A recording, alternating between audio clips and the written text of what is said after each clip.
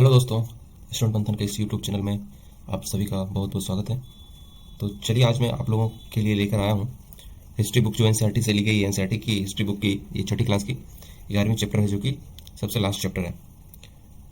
तो इस चैप्टर का नाम है इमारतें, चित्र और book, buildings, paintings and books. ठीक है। तो इस चैप्टर में हम लोग जनरली देखेंगे स्तूप के बारे में, मंदिर के बारे में, चित्रकला, महाकाव्य, कहानी, पुराण, गणित और विज्ञान के बारे में हम लोग कुछ डिस्कशन करेंगे कि प्राचीन टाइम में किस तरह की इन सब चीज़ों की स्थिति थी। इन सब चीज़ों के बारे में जानेंगे। तो चलिए आज का सेशन हम लोग स्टार्ट करते हैं यहाँ से। तो देखिए, हिस्ट्री बुक में जो इस चैप्टर में दिया गया है, सबसे पहले एक छोटा सा स्टोरी दिया गया है मूर्त स्वामी के बारे में और लौह स्तंभ के बारे में। ठीक है। तो ये मूर्त स्वामी एक हैंडीकैप बच्चा होता है। इनके भाई जो हैं व्हील चेयर पर बैठा के इनको कुतुब मीनार दिखाने गए होते हैं। तो कुतुब मीनार में एक फेमस लौह स्तंभ है, या आयरन पोल बोल सकते हैं उसे, उनके सामने ले गए। तो इन्होंने, जो मूर्त स्वामी जो बच्चे हैं, इन्होंने अच्छा फील किया, जो इनके लिए कभी यादगार की तरह रह गया और इसे कभी भूल नहीं पाए। इस तरह की इनकी फीलिंग्स बैठ गई। ठीक है। तो ये छोटा सा चीज़ दी गई है यहाँ पे। चलिए आगे बढ़ते हैं, फटाफट हम लोग धातु विज्ञान के बारे में जानते हैं। ठीक है। ये प्राचीन काल में धातु विज्ञान का क्या हिसाब किताब था। तो जो पुराने टाइम में, प्राचीन काल में जो भारतीय जो धातु वैज्ञानिक थे, जो धातु वैज्ञानिक किसे बोलेंगे, धातु वैज्ञानिक जो धातु के बारे में खोज करते हैं, अनुसंधान करते हैं, उनका उपयोगिता बताते हैं, उपयोग करने के लिए तरीका बताते हैं, उन सब जो वैज्ञानिक को धातु वैज्ञानिक बोलते हैं। ठीक है। तो जो प्राचीन काल के भारतीय धातु विज्ञान थे ना, उन्होंने विश्व का जो धातु विज्ञान है उनके क्षेत्र में बहुत सारा अपना कंट्रीब्यूशन दिया, अपना योगदान दिया है। ठीक है। तो बहुत सारा जो पुरातात्विक खुदाई है उसमें यह मिला है कि जो हड़प्पावासी थे ना, वो बहुत ही कुशल शिल्पी थे, एक्सपर्ट शिल्पी थे वो। ठीक है। मतलब कि अच्छा, बहुत अच्छा वो लोग पहाड़ की नक्काशी वाला काम करते थे या पत्थर की नक्काशी वाला काम करते थे। और जो हड़प्पावासी थे उन्हें धातु धातु से तांबे निकालने की विधि उन लोग को मालूम थी, जिसे धातु शोधन बोलते हैं। ठीक है। और हड़प्पावासी ने कांसा भी बनाया था। कैसे? टीन और तांबे को मिलाकर। और हड़प्पावासी के युग के बाद वाला जो जनरेशन आया था, उनके जो उत्तराधिकारी थे, उन लोगों ने लोहे का आविष्कार किया। लौह युग से संबंधित उसे किया जाता है। और जो उत्तराधिकारी थे समृद्ध थे लौह युग से। ठीक है। इससे पहले हड़प्पावासी के टाइम काल में ये लोहे का आविष्कार नहीं हुआ था। तो भारत जो है बहुत ही जो डेवलप्ड किस्म का या डेवलप टाइप का लोहे का निर्माण करते थे, जैसे कि खोटा लोहा हो गया, पिटवा लोहा हो गया, ढलवा लोहा हो गया, पिग आयरन, रॉट आयरन और कास्ट आयरन। ठीक है। इस तरह के लोहे के अलग अलग जो प्रकार होते हैं, किस्म होते हैं, उन सब चीज़ों का यूज करते थे उन लोग। ठीक है। निर्माण किया। तो देखिए, एक लौह स्तंभ है, इनके बारे में बताता हूँ मैं आप लोगों को। यहाँ पे जो कुतुब मीनार है, पता है आप लोगों को कहाँ पर है? वो दिल्ली में है, दिल्ली के महरौली में है। ठीक है। यह भी बहुत ही, सोच सकते हैं कि यह भी शिल्पकार जो थे, उनकी एक्सपर्टीजमेंट का ये बहुत बड़ा उदाहरण है। ठीक है। जो ये पोल है ना, आयरन पोल, इसकी जो हाइट है 7.2 है। ठीक है। 7.2 मीटर है। और इसका जो वेट होगा लगभग 3 टन से भी ज़्यादा है। और इसे लगभग कब बनाया गया था? 1500 साल पहले इन्हें, जो ये लॉस था, इसे बनाया गया था। ठीक है। और इसके बनने के समय की जानकारी हमें कहाँ से मिलेगी? इस पे जो खुदे हुए अभिलेख है ना, वहाँ से जानकारी मिलती है कि कितने साल पहले बनी थी ये। ठीक है। इसमें जो अभिलेख मिले हैं, जिसमें खुदाई करके लिखा गया है, तो इसमें एक राजा का नाम मिलता है, या जिसका जिक्र किया गया, उनका नाम है चंद्र नाम का एक राजा थे, उनका जिक्र किया गया। वो शायद गुप्त वंश के थे शायद। ठीक है। और सबसे इंटरेस्टिंग चीज़ है कि इतने टाइम के बाद भी, 1500 साल के बाद भी, इसमें कोई रस नहीं लगा है। ठीक है। तो आगे देखते हैं ईंटों और पत्थरों की इमारतें के बारे में। तो जो हमारे शिल्पकार थे, जिनकी हम लोग बातें कर रहे हैं, हड़प्पावासी जो शिल्पकार थे, उसका जो कुशलता था ना, एक्सपर्टाइजमेंट था, उसका जो नमूना मिलता है, कहाँ से हमें देखने को मिलेगी? स्तूप जो है ना, बहुत सारे स्तूप बनी हुई हैं। तो इस स्तूप का जो इमारत देखेंगे, स्तूप देखेंगे, तो इससे उनकी कुशलता के बारे में हम लोग जान पाएंगे कि वो लोग कितने कुशल हुआ करते, एक्सपर्ट हुआ करते थे। ठीक है। स्तूप का क्या मतलब होता है? स्तूप का मतलब होता है टीला। ठीक है। तो स्तूप का जो है बहुत बहुत अलग अलग शेप हो सकते हैं, अलग अलग आकार हुआ करते थे। ठीक है। कभी गोल, लंबा, छोटा, बड़ा, बहुत तरह के शेप होते थे। ठीक है। और इस समय एक कॉमन बात क्या थी कि जितने भी स्तूप थे, उनके भीतर एक छोटा सा डब्बा रखा रहता था। ठीक है। और इस डब्बे में बुद्ध के जो अनुयायी थे ना, उनके शरीर के जो अवशेष होते थे, जैसे कि दांत, हड्डी या राख। ठीक है। या इन लोगों के द्वारा जो उपयोग किया गया कोई भी चीज़ था, ठीक है, या कोई कीमती पत्थर या सिक्का, कुछ भी उस छोटे से डब्बे में रखा जाता था। ये सारे स्तूप में कॉमन थे। ठीक है। और इस छोटे से डब्बे को क्या बोलते थे? धातु मंजूषा बोला जाता था। ठीक है। जो स्टार्टिंग में जो स्तूप बने थे, उसमें क्या था? जो धातु के मंजूषा थे, जो छोटा सा डिब्बा था, उसके ऊपर मिट्टी का टीला बना दिया जाता था। ठीक है। बाद में टीले को ईंट से ढक दिया गया, और बाद के टाइम में उस पर गुंबदनुमा स्ट्रक्चर बना दिया गया, और उसके ऊपर पत्थर जो तराश कर उनको ढक दिया गया। ठीक है। और जनरली क्या होता है स्तूप के चारों ओर परिक्रमा करने के लिए एक सर्कुलर पाथ बनाया जाता है, रास्ता बनाया जाता है, जिसे प्रदक्षिणा बोलते थे, प्रदक्षिणा पथ बोलते थे, ठीक है। और इस रास्ते में रेलिंग से घेर दिया जाता था, ठीक है, जिसे वेदिका बोलते थे। जो रास्ते में जो चारों ओर रेलिंग लगा दिया जाता था, इसे वेदिका बोलते थे, ठीक है। और वेदिका में एक प्रवेश द्वार बना होता था, ठीक है। तो रेलिंग जो प्रवेश द्वार को तोड़न भी बोलते हैं, ठीक है। रेलिंग और जो तोड़न था ना, ये क्या बोलते हैं, प्रायः जो मूर्ति कला की एक सुंदर कलाकृतियों से सजा होता था ये सब, ठीक है। ये देखिए, ये आपका एक मध्य प्रदेश में सांची का एक महान स्तूप है, उसके बारे में वहाँ दिखाया गया है, ठीक है। तो ऐसा बोला जाता है कि जो स्तूप है, स्तूपों का निर्माण, जो इस तरह के जितने भी स्तूप हैं, इन सब का निर्माण कई सौ साल तक चलता रहा, ठीक है। और इस स्तूप में क्या है, ईंट का प्रयोग जो है कब स्टार्ट होने लगा, अशोक के ज़माने में चालू हो गया था, ठीक है। और रेलिंग वगैरह कब हुआ था, अशोक के बाद वाले टाइम में रेलिंग और जो प्रवेश द्वार थे उनका अशोक के बाद वाला जो जनरेशन आया था ना, वो लोग यूज करने लगे तोरण और प्रवेश द्वार और रेलिंग का, ठीक है। ये देखिए, एक ही अमरावती का एक शिल्पकृति का नमूना दिखाया गया यहाँ पे, ठीक है। इसके बारे में आगे पढ़ते हैं। तो देखिए, ये उत्तर प्रदेश का एक भीतर गांव है, ठीक है। इसका स्टार्टिंग में इस तरह का मंदिर बना हुआ करता था, ठीक है। ये भी लगभग 1500 साल पहले पकी हुई ईंट और पत्थरों से बनाया गया था। देखिए, ये महाबलीपुरम का एक एकास्मिक मंदिर है, ठीक है। और इसमें से जितने प्रत्येक मंदिर है, क्या है, एक ही विशाल पहाड़ी को तराश कर काट काट के बनाया गया था, ठीक है। इसलिए इसे एकास्म कहा जाता है। एकास्म इंग्लिश में से मोनोलिथ भी बोलते हैं, ठीक है। ईंटों से बनाए जाने वाली जो मंदिर है, इससे ये अलग होते थे। कैसे? तो ईंट वाली जितने भी इमारतें होती है, उसे क्या हम लोग नीचे से बनाते हैं, बेस से स्टार्ट करते हैं, ठीक है। तो नीचे से स्टार्ट करते हैं हम लोग, ऊपर की ओर जाते हैं। और जबकि जो चट्टान को जब तराशते हैं, उस तराश कर जो मंदिर बनाते हैं, तो उसे हम लोग क्या करते थे, ऊपर से नीचे के क्रम में बनाते हैं, ठीक है। इसलिए ये अलग है। देखिए, वो जो मैं आपको लास्ट फिगर दिखा रहा था मैंने, अमरावती वाला, ठीक है। अमरावती में क्या है, कभी एक जो है भव्य स्तूप हुआ करता था, ठीक है, लगभग 2000 साल से पहले। तो इस स्तूप को सजाने के लिए शिलाओं पर चित्र उखेरे रहते थे, ठीक है। वही चित्र आपको दिखाया गया था, जो ग्राउंड कलर का दिखा था। तो कई बार जो है पहाड़ियों को काटकर बनावटी गुफाएं बनाई जाती थी, ठीक है। तो इस तरह की जो गुफाएं हैं, गुफाओं को मंदिर और चित्रों से सजा दिया जाता था। और इस काल में जो स्टार्टिंग में जो हिंदू मंदिर का भी निर्माण, बहुत सारा हिंदू मंदिर का भी निर्माण किया गया था, ठीक है। और इन मंदिरों में शिव, विष्णु, दुर्गा जैसी देवी देवताओं की पूजा होने लगी थी, ठीक है। और मंदिर का जो सबसे महत्वपूर्ण भाग होता था, उसे गर्भगृह बोलते हैं, ठीक है। पहले भी बोला जाता था, अभी भी बोला जाता है, ठीक है। जहाँ पर मुख्य देवी देवता की मूर्ति को रखा जाता है, ठीक है। इस स्थान पर पुरोहित धार्मिक जो अनुष्ठान, पुरोहित जो थे वो धार्मिक अनुष्ठान क्या करते थे, और भक्त क्या करते थे, पूजा करते थे। और जो जनरली है, जो गर्भगृह को एक पवित्र स्थान के रूप में देखने के लिए क्या करते थे, इसके जो मंदिर की काफ़ी ऊंचाई तक इनका निर्माण किया जाता था, ठीक है। जैसा कि भीतर गाँव में आपको दिखाया गया था, ये देखिए, काफ़ी ऊंचाई तक इनका निर्माण किया जाता था, ठीक है। जिसे हम लोग क्या बोलते हैं, शिखर बोला करते थे उस समय। शिखर निर्माण के कठिन कार्य के लिए सावधानी से क्या पहले जो है प्लानिंग बनानी पड़ती थी। अधिकतर मंदिर में मंडप नाम की एक जगह होती थी, ठीक है, जहाँ पे लोग क्या करते थे, सभाएं करते थे, यहाँ पे लोग इकट्ठा हुआ करते थे, ठीक है। ये देखिए, एलोर की दुर्गा मंदिर, ये लगभग 1400 साल पहले बना था। देखिए कितना मस्त स्ट्रक्चर बना हुआ है। तो बोला गया है कि एलो में जो है बहुत सारे उत्कृष्ट मंदिर बनाए गए हैं, ठीक है। जो कि एक मंदिर आपको पीछे के फिगर में दिखाया गया, चित्र में दिखाया गया है, ठीक है। देखिए, स्तूप मंदिर किस तरह बनाए जाते थे, ठीक है, इनके बारे में यहाँ पे जानते हैं हम लोग। तो स्तूप और मंदिर जो है उनकी बनाने की प्रक्रिया में बहुत सारे स्टेजेज आती थी, अवस्थाएं आती थी, ठीक है। तो इसमें काफ़ी पैसे खर्च हुआ करते थे। और इसलिए बातें अभी भी होती, पहले भी हुआ करते थे, ठीक है। तो इसलिए जनरली क्या है, राजा रानी ही इसे बनवाने का जो है डिसाइड करते थे, निश्चय करते थे। तो इसमें से पहला काम क्या होता था, अच्छे किस्म का जो है पत्थर ढूंढकर शिलालेखों को खोद कर निकालना होता था, ठीक है। शिलाखंड को, शिलालेख नहीं, शिलाखंड को खोद कर निकालना होता था। फिर उसके बाद जो है मंदिर और स्तूप के लिए सोच विचार कर जो स्थान जो तय कर किया जाता था, कहाँ बनना है, वहाँ पर जो ये सब शिलाखंड को पहुँचाना होता था, ठीक है। और पहुँचाने के बाद पत्थरों को काट छाट कर तराशने के बाद खंभों, दीवारों, चौखट जो हो गया, फर्श हो गया, छतों का आकार दिया जाता था, ठीक है। इन सब के तैयार हो जाने पर सही जगहों पर इन्हें लाना काफ़ी मुश्किल काम था, ठीक है। तो इसलिए जहाँ पे बनना है वहीं पे इन्हें लाकर तराशा जाता था, ठीक है।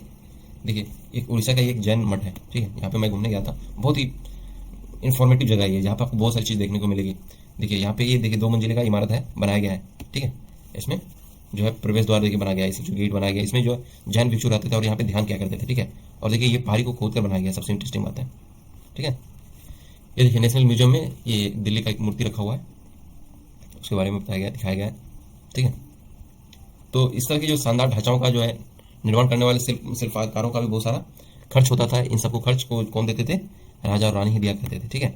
और इसके अलावा जो है स्तूप और मंदिर में आने वाले भक्त जो है उपहार लाया करते थे अपने साथ, और उपहार से क्या होता था, इमारत की जो है सजावट का काम किया जाता था। ठीक है, जैसे कि हाथी दांत का काम करने वाले जो मजदूर होते थे, श्रमिक संघ जो थे, उन्होंने सांची के लिए एक अलंकृत प्रवेश द्वार का बनाने का खर्च दिया था। इस तरह जो भी एक ग्रुप होते थे, कमेटी होते थे, उन लोग कुछ ना कुछ अपनी तरफ से उपहार दिया करते थे, जिसे कि सजावट के काम में लाया जाता था। ठीक है, तो ये सजावट के लिए पैसे देने वाले में कौन कौन थे? व्यापारी थे, कृषक थे, माला बनाने वाले थे, इत्र बनाने वाले, लोहार, सुनार, और ऐसे कई स्त्री पुरुष शामिल थे जिनके नाम खंबा और रेलिंग की दीवारों पर आज भी खुदे हुए हैं। इसलिए जब इस जगह पे आप जब देखने जाओगे तो याद रखना कितने सारे लोगों ने इन्हें बनाने और सजाने में अपना योगदान दिया था। देखिए, एक अजंता की एक चित्र दिया गया है। ठीक है, यहाँ पे दिखाया गया है, ये शायद विष्णु भगवान का चित्र है। ठीक है, इस चित्रकला के बारे में आगे बताया गया है। ठीक है, तो बताया जाता है कि अजंता एक ऐसा जगह है जहाँ पे पहाड़ों का सैकड़ों साल के दौरान कई गुफाएं खोदी गई। ठीक है, पहाड़ों में। तो इसमें से ज़्यादातर जो है बौद्ध भिक्षुओं के लिए बनाए गए विहार थे। इसमें से कुछ को चित्रों द्वारा सजाया गया है, जो कि मैं आपको लास्ट ये पिक्चर दिखाया था उसमें था। तो गुफाओं के अंदर जो है अंधेरा रहने की वजह से जो अधिकांश जो चित्र थे ना, उनको मसाल की रोशनी में बनाए गए थे। ठीक है, तो इस चित्र के जो रंग भरे गए थे 1500 साल बाद भी आज भी चमकदार है ये। ठीक है, और ये रंग जो थे पौधों खनिजों से बनाए गए थे। इस महान कृति को बनाने वाले कलाकार जो अज्ञात हैं, उनके बारे में कुछ पता नहीं है। ये देखिए चित्रकला बनाई गई है। देखिए, चलिए अब इमारत और स्तूप के बारे में हम लोगों ने पढ़ लिया, आगे पुस्तक के बारे में हम लोग पढ़ते हैं। ठीक है, तो इस जो टाइम पीरियड था इसमें बहुत सारे जो है महाकाव्यों की रचना की गई थी। ठीक है, बहुत सारे महाकाव्य की रचना की गई थी। तो इन जो बहुत सारे उत्कृष्ट रचनाओं में से स्त्री पुरुष की वीर गाथा और देवता से जुड़ी हुई बहुत सारी कथाएं लिखी गई है इस महाकाव्यों में। ठीक है, तो आज से करीब 1800 साल पहले एक जो प्रसिद्ध तमिल महाकाव्य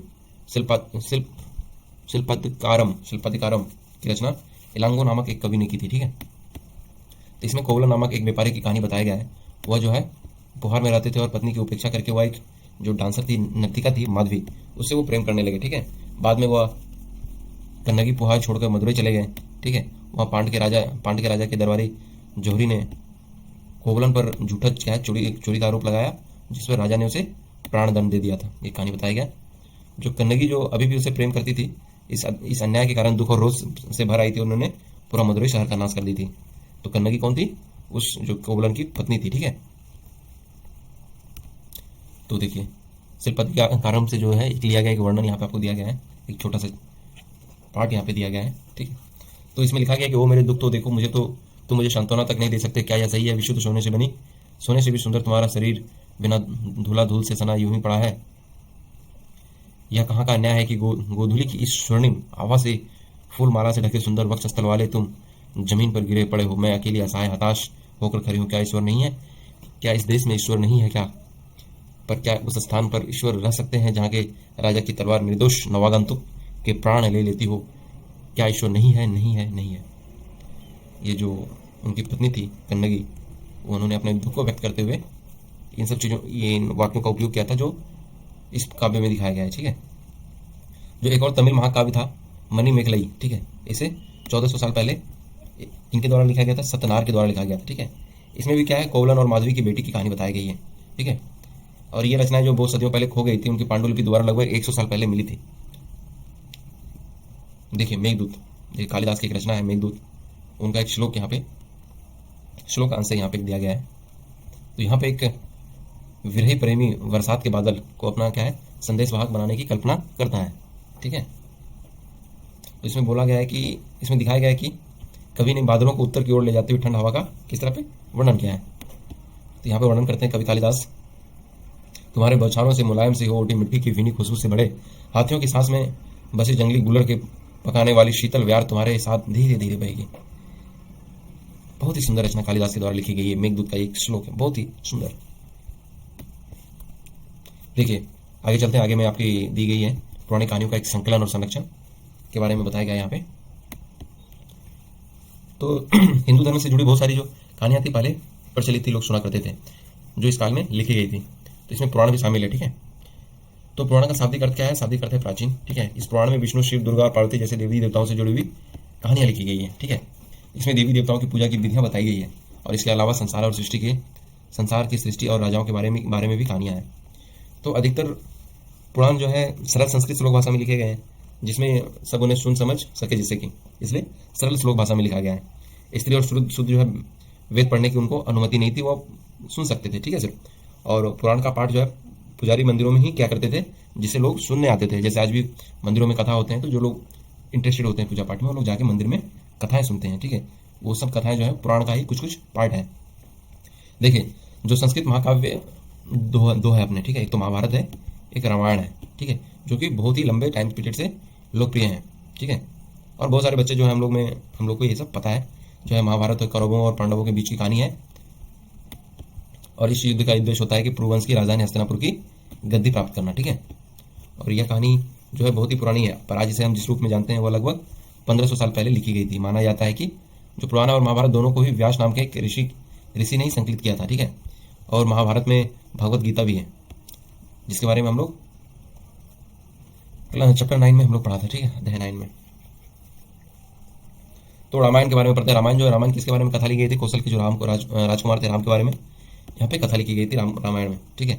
इसके पिता ने इन्हें वनवास दे दिया था। वन में इनकी पत्नी सीता का जो है किडनैपिंग हो गया था लंका के राजा जो थे रावण के द्वारा, ठीक है। सीता को वापस लाने के लिए राम को लड़ाई लड़नी पड़ी, तो विजय होकर कौशल की राजधानी अयोध्या लौटे। भारत जो महाभारत की तरह रामायण भी एक प्राचीन कहानी है, जिसके बाद जो इन्हें लिख दिया गया। इन्होंने लिखने का काम कौन किया था? वाल्मीकि ने, महर्षि वाल्मीकि जो ऋषि थे, उन्होंने लिखा था इसे रामायण को संस्कृत में लिखी गई थी। तो देखिए जनरल जो पब्लिक थे, जनरल आम पब्लिक थे, उनके द्वारा कौन सी कहानी सुनाई जाती थी? तो हम लोग भी कहानी कहते थे। इसमें क्या है, कविता और गीतों की रचना करते थे लोग, गाना गाते थे, नाचते थे, नाटक भी खेलते थे। इसमें से तो कुछ इस समय के आसपास के जातक और पंचतंत्र की कहानियों के रूप में लिखकर सुरक्षित कर लिया गया था। इसमें बहुत सारी कहानियां जो कि आपको जातक में मिलेगी और पंचतंत्र में भी मिलेगी। जो जातक जो कथाएं तो अक्सर स्तूपों के रेलिंग और अजंता के चित्रों में दर्शाई जाती थी, ठीक है। इसमें से एक कहानी आपको अगले पृष्ठ पर दिया गया, बंदर की कहानी होगी, हाँ बंदर राजा की कहानी। तो एक समय बंदरों का एक महान राजा हुआ करता था, ठीक है। तो वह हिमालय पर गंगा के किनारे अपने 8000 अनुयायी के साथ रहता था राजा। इन सारे बंदरों का एक खास आम के पेड़ के फल बहुत लोकप्रिय हुआ करते थे। ये सब आम बड़े मीठे होते, इतने स्वादिष्ट होते थे कि ये कहीं भी पृथ्वी पर कहीं नहीं उगते थे। तो एक दिन एक पका हुआ आम गंगा नदी में गिरकर बहते बहते वाराणसी पहुंच गया। उस वक्त नदी में वहाँ का राजा नहा रहा था। कहाँ का? वाराणसी का राजा नहा रहा था। उसे वो आम मिला, उसे चक्कर वो हैरान हो गया। उसने अपने राजा के जंगलों की देखभाल करने वाले से पूछा कि वे आम किस पेड़ के हैं, ढूंढ कर निकाल सकते हो क्या? नहीं। वे राजा को हिमालय की पहाड़ी पर ले गए। वहाँ पहुंचकर राजा और उनके जो दरबारी ने उन्हें खूब आम खाया। रात में राजा ने देखा कि बंदर भी पके आम का मजा ले रहे हैं। राजा को यह बात बुरी लगी, उसने उन्हें मार डालने का फैसला लिया। तो बंदर के राजा ने अपनी प्रजा को बचाने के लिए एक योजना बनाई। उसने आम के पेड़ की टहनी को तोड़कर उन्हें आपस में बांधकर एक नदी में एक पुल बनाया, ठीक है। इसे एक छोड़ पर वह तब तक पकड़े रहे जब तक कि उनकी सारी प्रजा नदी पार न कर गए। यह प्रयास से वह इतना थक गया कि मरणासन होकर गिर गया। राजा ने जब यह सब देखा तो उसने बंदर राजा को बचाने की काफ़ी कोशिश की, बट जो राजा थे वो सक्सेस नहीं हो पाए। बंदर राजा की मृत्यु पर उसे शोक हुआ। राजा ने उसे पूरा सम्मान दिया, ठीक है। मध्य भारत में भरूच के एक स्तूप से मिले एक पत्थर पर उसके उखारे द्वारा एक चित्र को यहाँ पे दिखाया गया है, ठीक है। ये एमपी नहीं, मध्य भारत में एक भरूच का एक स्तूप है, वहाँ से मिला एक पत्थर पर जो चित्र बनाया गया उसे यहाँ पे दर्शाया गया है। देखिए विज्ञान की पुस्तकें, तो यहाँ पे विज्ञान की जो साइंस की जो बुक्स थे उनके बारे में बताया गया है। तो इसी टाइम पीरियड में एक गणितज्ञ और खगोल शास्त्री आर्यभट्ट थे, ठीक है। तो आर्यभट्ट ने संस्कृत में आर्यभट्टियम लिखा था, ठीक है। इसमें उन्होंने लिखा था कि दिन और रात पृथ्वी के अपने अक्ष पर चक्कर काटने की वजह से होते हैं, जबकि ऐसा लगता है कि रोज सूर्य निकलता और डूबता है। उन्होंने ग्रहण के बारे में भी एक वैज्ञानिक तर्क दिया था। ग्रहण के बारे में उन्होंने वृत्त की परिधि मापने की भी विधि ढूंढ निकाली थी, जो लगभग उतना ही सही है जितनी आज की प्रयुक्त होने वाली जो हम लोग फार्मूला यूज करते हैं, जो कि मेथड यूज करते हैं। जो ब्रह्ममिहिर, ब्रह्मगुप्त और भास्कराचार्य, कुछ और गणितज्ञ और खगोलवेत्ता थे जिन्होंने कई खोज की इसके बारे में पता लगाने के लिए। बोला जा रहा है, गूगल में सर्च करें पता चलेगा सबको। देखिए शून्य का खोज कहाँ हुआ था। देखिए शून्य का प्रयोग सबसे पहले जो है बहुत सारे टाइम पीरियड के पहले से होता आ रहा है, ठीक है। पर जो अब भारत में गणितज्ञों के लिए शून्य के लिए एक चिन्ह का आविष्कार कर लिया था गणितज्ञ ने, ठीक है। और गिनती की यह पद्धति अरब में जो बनाई गई थी और यूरोप में भी फैल गई थी, ठीक है। और आज भी पूरी दुनिया में उपयोग किया जा रहा है। और देखिए एक चीज़ और बताया गया है, रोम के जितने भी निवासी थे वो शून्य का प्रयोग किए बगैर गिनती करते थे, ठीक है। बहुत इंटरेस्टिंग चीज़ है ये। देखिए आयुर्वेद चिकित्सा विज्ञान की एक विख्यात पद्धति है जो कि प्राचीन भारत में विकसित हुई थी, ठीक है। जो प्राचीन भारत में दो प्रसिद्ध चिकित्सक हुआ करते थे, एक चरक नाम के थे, जो कि पहला और द्वितीय शताब्दी ईस्वी के थे, और दूसरे थे सुश्रुत, ठीक है, जो चौथी शताब्दी ईस्वी में थे। तो चरक द्वारा जो चरक संहिता औषधि शास्त्र की रचना की गई थी, ठीक है, और अपनी रचना सुश्रुत संहिता जो है किसके द्वारा लिखी गई थी? सुश्रुत के द्वारा। सुश्रुत ने क्या किया था? शिल्प चिकित्सा, जो सेल चिकित्सा, जो हड्डी का जो चिकित्सा होता था, उनकी विधियों के बारे में वर्णन किया है, ठीक है। जो एक्स्ट्रा चीज़ यहाँ पे दी गई है, कागज़ के बारे में बताया गया है, जो कि कागज़ की मतलब हिस्ट्री बताया गया है। तो जैसा कि हम लोग को मालूम है कि कागज़ तो आज हम लोग की लाइफ में, डेली लाइफ में बहुत इंपॉर्टेंट चीज़ बन गया है, ठीक है। जो हम लोग बुक्स पढ़ते हैं वो कागज़ पर छपी होती है, ठीक है, और लिखने के लिए भी हम लोग कागज़ का उपयोग करते हैं। कागज़ का जो आविष्कार था लगभग 1900 साल पहले काई लून नामक एक व्यक्ति ने चीन में किया था, ठीक है, काई लून, ठीक है। उसने पौधों के रेशों, कपड़ों और रस्सियों की जो छाल को पीट कर क्या बनाया था? लुगदी बनाया, उसे पानी में भिगो दिया, फिर उस लुगदी को दबाकर उसका पानी निचोड़ कर तब तक सुखाया जब तक कि वह कागज़ नहीं बन गया, ठीक है। आज भी हाथ से कागज़ की बनाने की इस विधि को अपनाया जाता है। कागज़ बनाने की तकनीक को सदियों तक छिपा के रखा गया था। करीब 1400 साल पहले यह कोरिया तक पहुंचा, उसके बाद यह जापान तक फैल गई, उसके बाद 1800 साल पहले यह बगदाद भी पहुंच गई, फिर बगदाद से यूरोप, अफ्रीका, एशिया के अन्य भागों तक फैल गई, ठीक है। और इस महाद्वीप में भी कागज़ की जो जानकारी है बगदाद से ही आई थी, ठीक है। देखिए कुछ इंपॉर्टेंट चीज़ यहाँ पे वर्ड्स दिए गए। स्तूप के बारे में मैंने बताया, आपको मंदिर के बारे में बताया, प्राचीन काल के मंदिर, चित्रकला के बारे में डिस्कस किया, महाकाव्य, कहानी, पुराण, गणित और विज्ञान के बारे में हम लोग ने सारा कुछ डिस्कशन किया, ठीक है। कुछ इंपॉर्टेंट डेट दिए गए। स्तूप का निर्माण का जो शुरुआत कब हुआ था? 2300 साल पहले हुआ था। अमरावती का जो अमरावती है, कब से कितने साल पुराने? 2000 साल पहले की अमरावती है। कालिदास के टाइम पीरियड कब था? आज से 1600 साल पहले। लोहा स्तंभ, भीतर गाँव का मंदिर, अजंता की गुफाएं, चित्रकला, आर्यभट्ट, ये सब 1500 साल पहले थे। और दुर्गा मंदिर जो एलो का था 1400 साल पहले का था, ठीक है। तो आइए कुछ क्वेश्चन हम लोग करते हैं। स्तूप, स्तूप किसे बोलते हैं? स्तूप का मतलब होता है टीला। शिखर किसे बोलते हैं? गर्भगृह के ऊपर जो लंबाई का निर्माण किया जाता था उसे शिखर बोलते थे। मंडप किसे बोलते हैं? मंदिर में जो लोग इकट्ठा होने की जगह थी उसे मंडप बोलते थे। गर्भगृह किसे बोलते थे? देवी देवताओं की मूर्ति का जहाँ पे स्थापित किया जाता था उस जगह को। प्रदक्षिणा पथ किसे बोलते थे? स्तूप के चारों ओर वृत्ताकार जो पथ हुआ करते थे उसे दक्षिणा पथ बोलते थे, ठीक है। तो देखिए एक बड़े गणितज्ञ कौन थे? आर्यभट्ट थे। देखिए पुराण में देवी देवताओं की कहानियाँ मिलती है। वाल्मीकि को संस्कृत में रामायण का जो है लेखक माना गया है। दो तमिल महाकाव्य थे जो कि मैंने आपको बताया था, उसमें जो व्यापारी की कहानी मिलती है, ठीक है, व्यापारी और माधविकी की लव स्टोरी है, वो मैंने आपको बताया ही, देख सकते हैं वहाँ से। तो thank you guys being with me, thank you very much. अगर सेशन अच्छा लगा हो तो लाइक करें, सब्सक्राइब करें। तब तक के लिए धन्यवाद।